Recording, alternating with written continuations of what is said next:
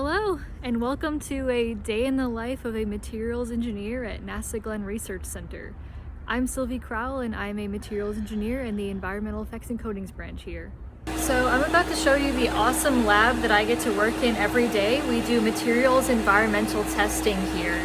So basically we simulate the space environment and simulate things that could cause materials to degrade in space, and then measure how those materials are affected by that so that we can make informed decisions about what materials we should make things out of, like space stations and space suits, that sort of thing. So this is where our lunar dust adhesion bell jar lives, and I get to work with this piece of equipment to simulate the moon.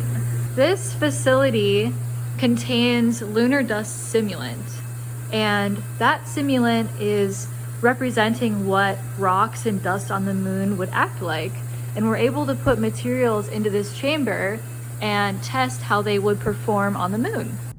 So this is lunar dust simulant.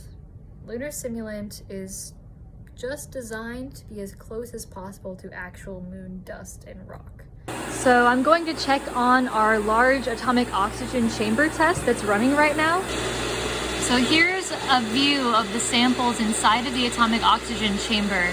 That almost spotlight of white light that you see at the top is actually atomic oxygen that is traveling down and hitting these material samples and causing them to degrade.